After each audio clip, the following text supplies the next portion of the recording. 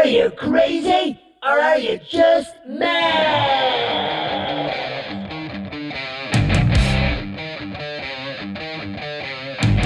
Hello.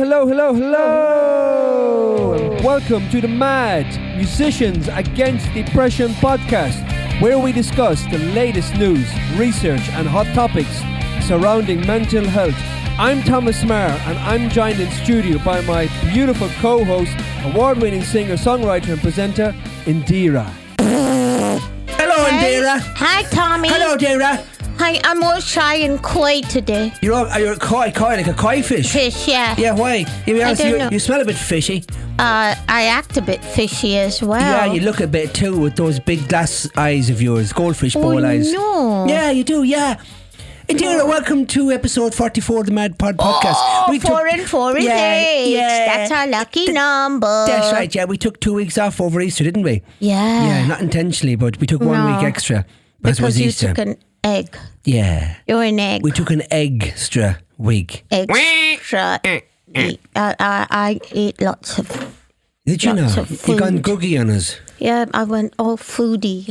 I've been a foodie, but I've been exercising it as well. Yeah, in it. We got a new thing in the holiday, didn't Yeah, you got a we? food beast. No, I got a little doggy. You did, didn't you? A little His name Elton is boy. Elton John, and he's gorgeous. Oh, he is gorgeous. I have to say, he's divine. So he is. We put a picture of him on our website. We put him on the Mad Pod podcast. Yeah, because he's anything that can cure depression as our little Elton. He's a little therapy dog, isn't Yeah. he? Oh, he's lovely. He's full of love. He's lovely. He's lovely. Yeah. So there's a story behind him, isn't there? Yeah, Elton's mummy was the same mummy of my two Rafa and Beyonce, my two little cavaliers. Yeah. And she was having babies, and all out of the 11, 10 died. Wow. And she had an infection of her uterus, and little Elton fought. He had fading puppy syndrome, and twice he almost went on the 3rd week. But I told this lady I'd take him and give him a life if he survived. And she kept him going with bottled milk from the day he was born, because he couldn't go near his mom. That's tough. And he came to us in 4 weeks and 5 days. And he's been with us since. And Well, he's the miracle boy, isn't he? he's a miracle boy, and he's still standing. You were expecting him on Monday the 17th of April. Yeah. But on Paul's belated 70th birthday party, which we had up in St. Albans at the golf club, he was presented to you, wasn't he? Yeah, he was so cute. Yes, He's just you weren't a bundle expecting of it. love. So in that week, so basically what the point I'm going to make on that is he came all wrapped up in cotton wool, vulnerable as you like. He was just like really, really small, weak, Yeah, vulnerable. very weak. And then Yeah. since the week that he's been on the farm, Week and a half. that thing Is twice his it's a size. food beast. He has grown into something. He's already dethroning the other king that we have on the King Charles. He's ready to step up and take the mantle already. Oh, he's gorgeous, and he's just loving, and he just is loving. He doesn't have any other characteristics but love me, hug me, kiss me, feed me. Love me, hug me, kiss Love me, me feed tender. me. Oh, he's lovely. He likes it tender, doesn't he? Such a food. such a I mean, cutie. God almighty, I've never seen anything to eat as much. He eats more than me, for heaven's sakes, and I'm 85 kg. And he goes yup, yup, yup, yup, yup, yup, yup, yup when he's eating. know. He's so cute. He doesn't like water. No, we know. Yeah, so we have to keep conning him by adding water to his food because Which he you're doing. doesn't drink. Definitely, we can emphasise doesn't like water because he keeps getting it out of his body as quickly as possible. But he's trained himself. He's very good, already actually. trained in 9 days. He goes out for everything. He's really He's good. brilliant. That dog he's a special dog. I have So to say that. today I'm going to talk about a puppy being the reason to that you can give up anything bad and it cures all depression. Yeah, for sure. Yeah. We had that No, article I recently. know, he's so lovely. We had puppy therapy. I mean, Oh, it's just the best. yeah, he's a therapy dog. Yeah, he's gorgeous. He really is. So, okay, folks, it's almost summertime and it's a lovely day today, actually. So we're on that spring. Well, I'm suffering from hay fever. So, but I'm managing In the it. It's not winter so- he suffers. In the summer he suffers. I know. It's just I'm just suffering all the time. I'm a suffragette. Mate. A suffragette. Mate. So, Indiraa, you've got an article today for us. What have you got? I've got well-being, the depression myth. Okay. Why so there's more to it than chemical imbalances. Okay, good. And my one is new research moves toward personalised treatment for depression. And of course, as always, what do we have? We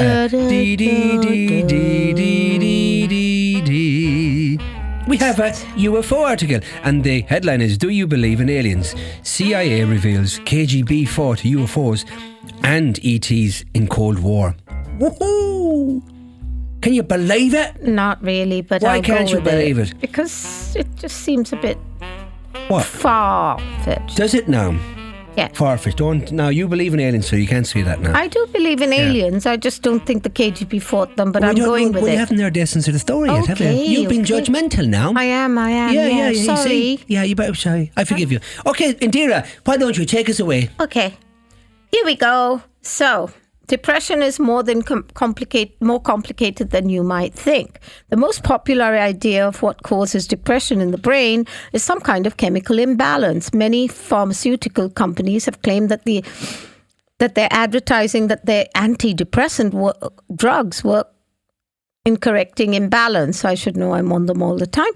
The notion that has even been popular with some mental health campaigners who have been keen to show that depression has a real biological basis rather than just being in the mind. However, while many antidepressants do affect the various levels of chemical in the brain, especially the neurotransmitters serotonin, dopamine,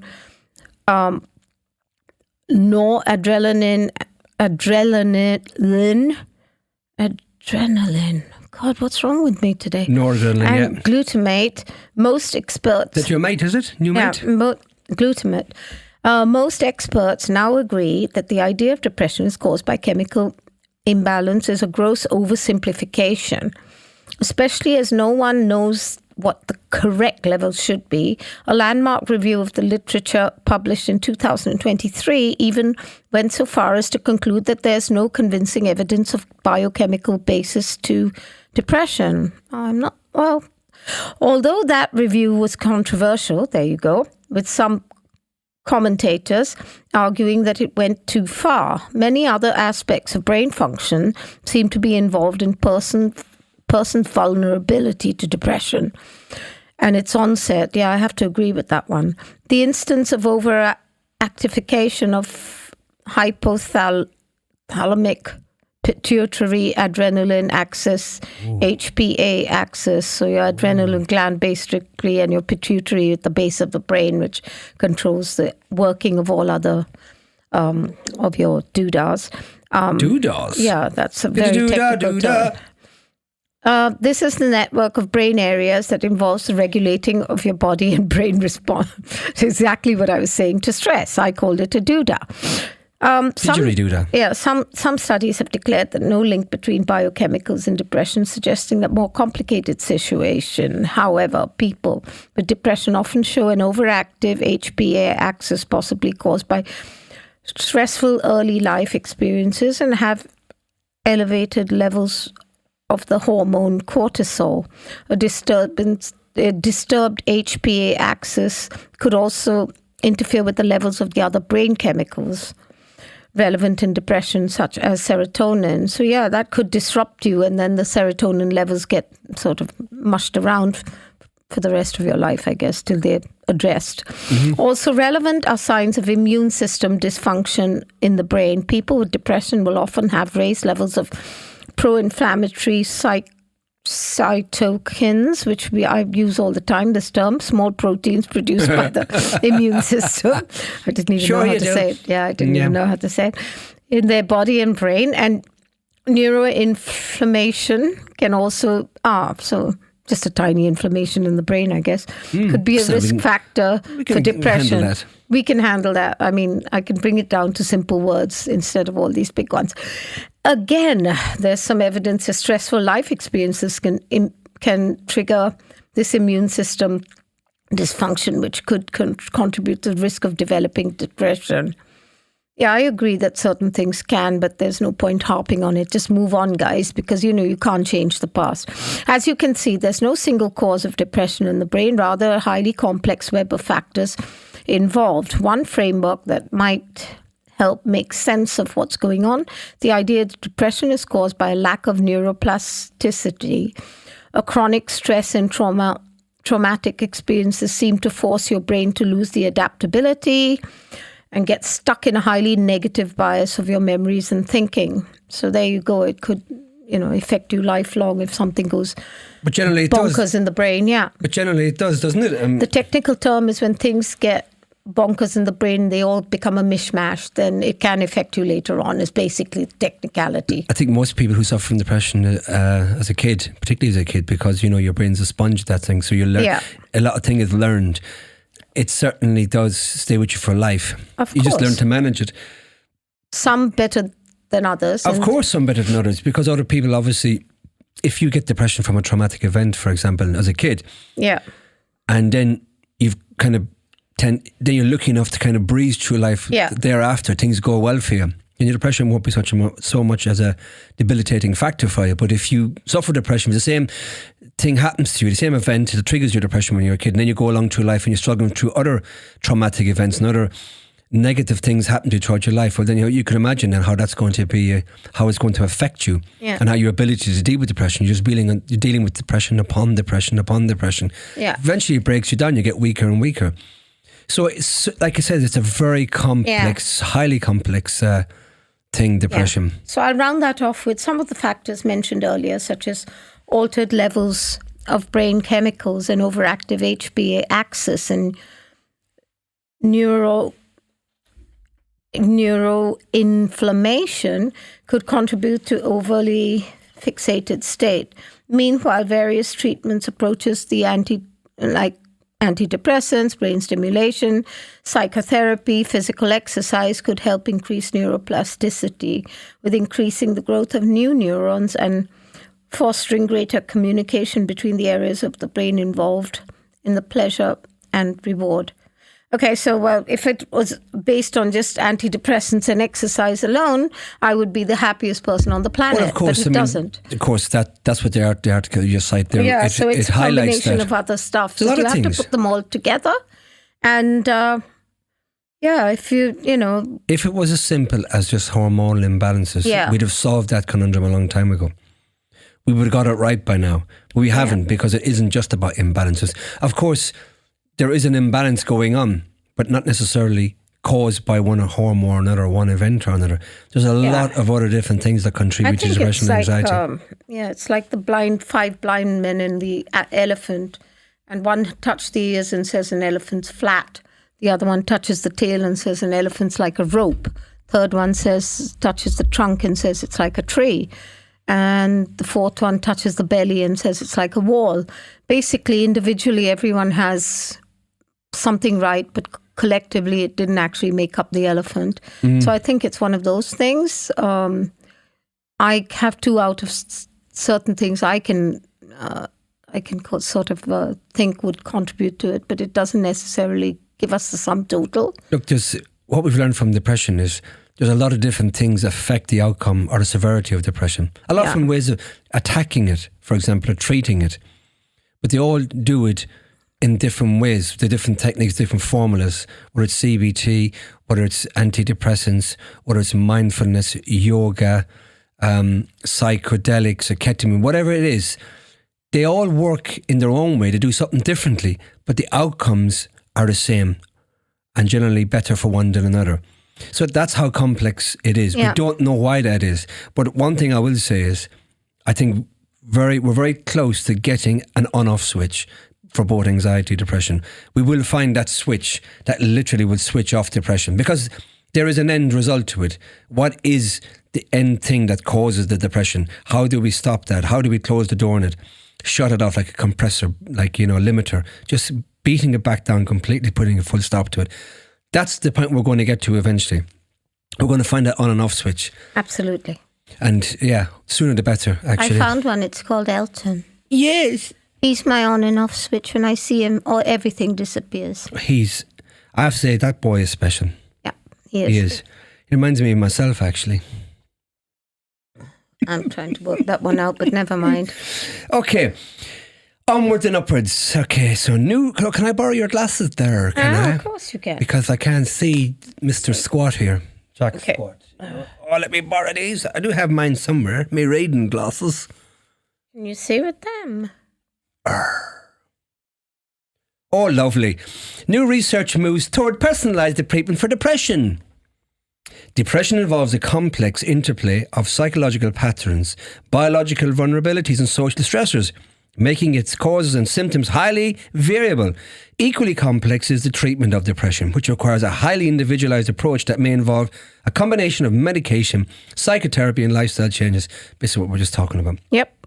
In a decade-long multi-institutional study, of a psychologist teamed up with Radboud University in the Netherlands to develop a precision treatment approach for depression that gives patients individualised recommendations based on multiple characteristics such as age and gender.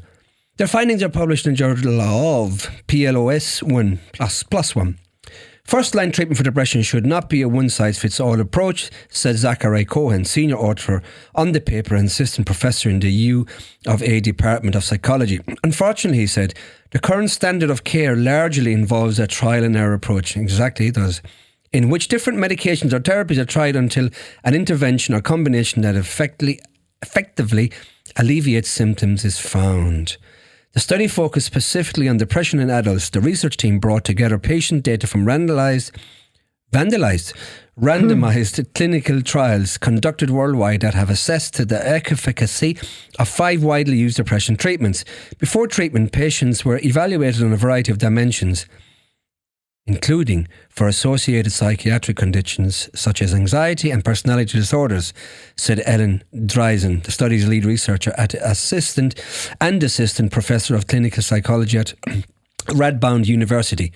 We examined whether people with certain features like the presence of a comorbid condition might benefit from one treatment method over the other, Dreisen said. The researchers hope their results will lead to the creation of a clinical decision support tool, an algorithm that simultaneously considers many variables such as age, gender and comorbid conditions and the relationships among the variables to create a single recommendation. Once the patient's variables are fed into the tool, it will generate a personalised recommendation as opposed to a guideline that provides a list of generalised recommendations. Again, just going back to... So one shoe doesn't fit all, basically. You've got to have it tailor-made. This is the next step. This is precision therapy. Okay. This is the next step before we get to a cure. Good as. That's good. The data that the team generated looked at the patient's outcomes from clinical trials of antidepressant medications, cognitive therapy, behavioural therapy, interpersonal therapy and short-term psychodynamic therapy, a form of in-depth talk therapy. Much of the prior work on treatment selection has relied on data from single trials whose sample sizes limit their ability to develop powerful, reliable clinical prediction models, Cohen said. The research group spent around 10 years collecting and processing data from over 60 trials involving almost 10,000 patients. Researchers from different parts of the world participated in the initiative by sharing data from their studies. The research group also brought together an international group of scientists from different disciplines, particularly from the Trump administration. From different disciplines to develop the strategy for analysing the data. Where did that just pop up? Don't know, it's always popping up. It has taken about 5 years just to clean and combine the existing data so we can build a model that's informed by the available evidence, Cohen said. The paper is a protocol which lays out our plans in detail, but the actual building of the tool is something we will work on in the next year or two, Dreisen said. In the future, the team plans to conduct a clinical trial evaluating the benefits of using a clinical decision support tool to help match patients to their optimal treatment. That sounds really good. Yeah. Such a huge step in the right direction. But I think, we need to condense these because... and so let the people read it for themselves. Well, we would do if we could get things to come up without having to pay for the articles. Oh yeah, that's true. That's the thing, that's the problem. So that's why we're reading these ones. Anytime we read a full article, it's because some of the articles are paid and we have to put our hands in our pocket for you. Again. Yeah, if you don't mind. Okay, the researchers envisaged the tool to be a simple computer program or web application in which patient information can be entered. The team hopes to provide clinicians, people with depression, and society means to make more efficient use of existing treatment resources and help reduce the immense personal and social costs associated with depression. If the results generalise, this tool has the potential to be globally applicable, Cohen said. What's exciting about the variables that go into this is that they're relatively straightforward to obtain by self-report questionnaires or clinical demographic features. The cost of implementing this will also be relatively low. Happy days. Happy days. I think that's really, really good. We spoke about precision therapy. So it's basically tailor making it. Based on individual needs. Yeah. Exactly. So it'll take much of the trial and error out of it, or pretty much all of it completely. So you won't spend weeks or months trying to get the right formula that works for you. Yeah, that's it. You can spend years trying to find what works for you. You can, of course you can, yeah. Yep, I know. That's a fact. So now, we're going to do away with that. That will be the essence of this whole thing. Now, unfortunately, we won't be able to play any more music on our mod podcasts. Why? Because Spotify have already deleted some of our previous episodes. Okay, so we better... Because we don't have copyright to play some of the music that we just put in the show. Oh, shucks. How ridiculous. Honestly, as if those artists are going to give a toss about us just playing a song out, which is already on Spotify, by the way. Yeah. Typical. They're even coming after me for the... Money? Even for the intro song we use. Rise Up. No. My own song that I wrote myself and produced. So I had to send in my label rights to the song and my... Oh, for heaven's sakes. Yeah, my intellectual rights song. I had to prove everything just to get that. So I mean, it's just ridiculous, honestly. This is the world we're living in at the moment. Yeah. We're worried about they need stupid to go out things. there and find things that actually matter. Yeah, I agree. It'll send them all off to Ukraine, the front line, for a bit. Exactly. Then they'll appreciate things a little bit differently. Mind you, today's not very good on the front line. It ain't good at the moment at all, is it? No. It's not good. Wait and see what happens there. But we have to be positive, Indiraa. Yeah. And you've got a new song coming out, innit? Yeah, I have. What's it called? It's called Whose Pants Are Those? Yeah. Who's JD Pants? Is it JD Pants? No, it's not. That's Vans. Oh, sorry. Clown's Pants. Yeah. Did you say Clown's Pants? Yeah, I did. Yeah, that's who owns them. Yeah, honestly. So, I know. Anyway, let's move on. I've got a D. So, do you believe in aliens? Do you CIA believe says KGB fought UFOs ET in Cold War Ukraine. Whoa. Speaking of which, according to the survivors, the extraterrestrials regrouped and merged into a single object that acquired a spherical shape.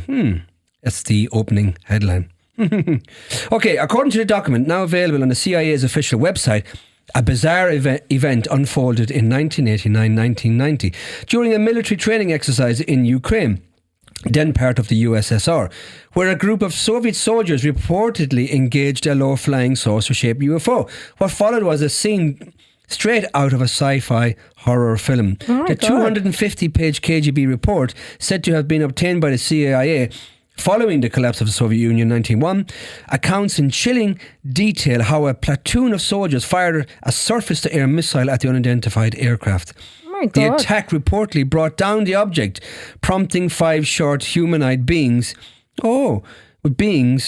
with large heads and black eyes to emerge from the wreckage. How sad. The witness's account becomes more unsettling from there.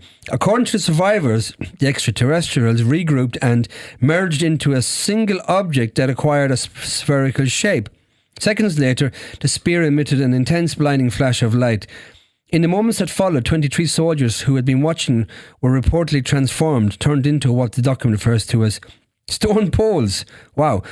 Only 2 soldiers survived, supposedly shielded by the shadows of their nearby cover, escaping the full force of the mysterious flash.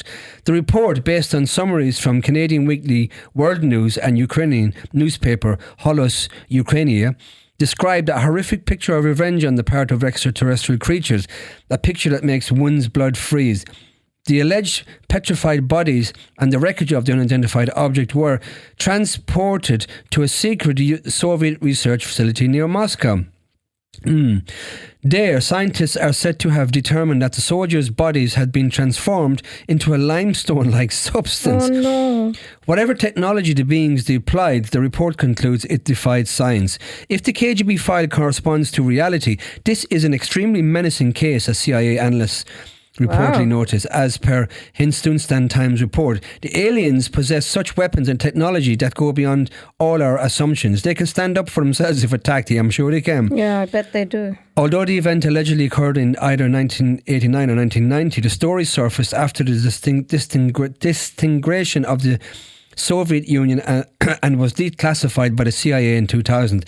The document has since drawn renewed interest, surfacing in various discussions, including a recent episode of the Joe Rogan Experience. Former CIA officer Mike Baker cautioned against taking the report at face value. Speaking to Fox News Digital, Baker remarked, "If there was an incident, regardless of the nature of the incident, I suspect that the actual report doesn't look much like what has now come out from 5 or 6 or 7 iterations of what originally was.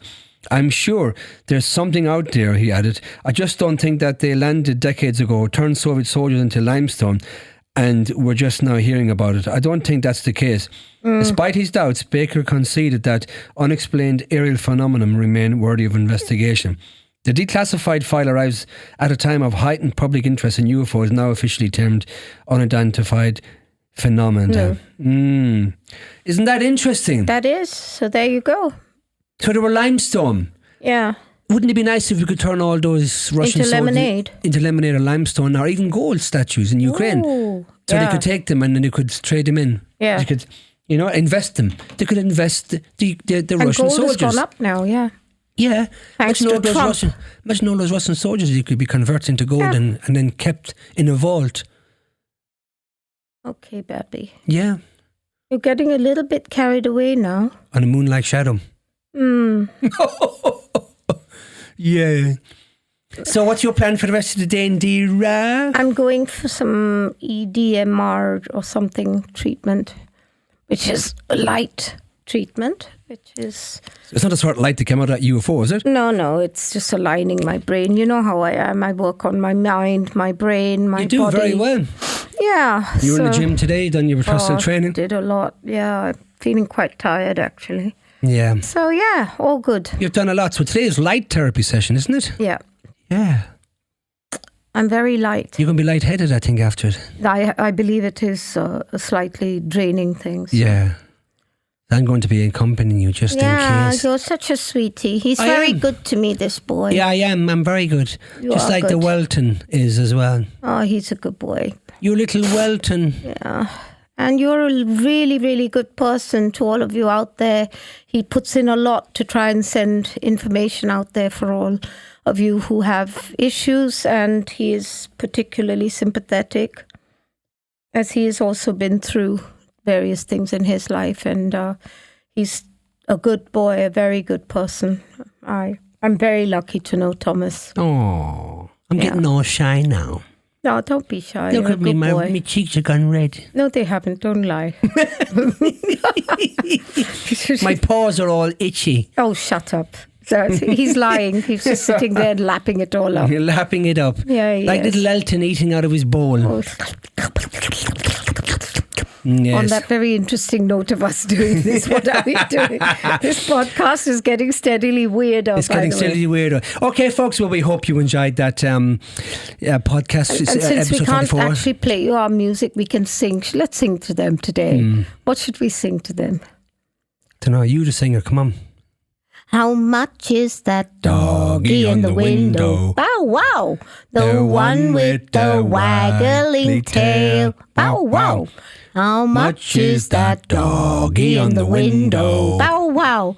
I do hope that doggy's for sale. Yay! Bow wow! Bow wow! On that note, folks, see you all next time. Hope you enjoyed the podcast from myself and the wonderful Indiraa. Bye.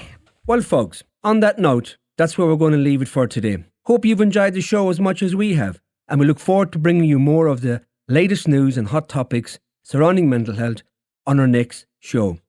Remember, new episodes of the Mad Podcast drop every Sunday at 6 p.m.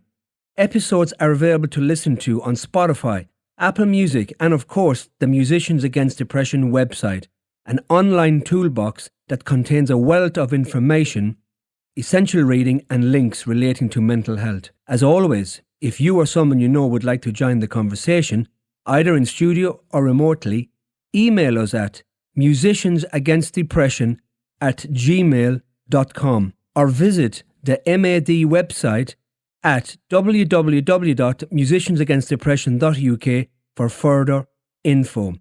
All links, including social media, are provided in the show notes. And remember, no problem in life is insurmountable, and help is just a conversation away. Until the next time, from myself and the wonderful Indiraa, take care.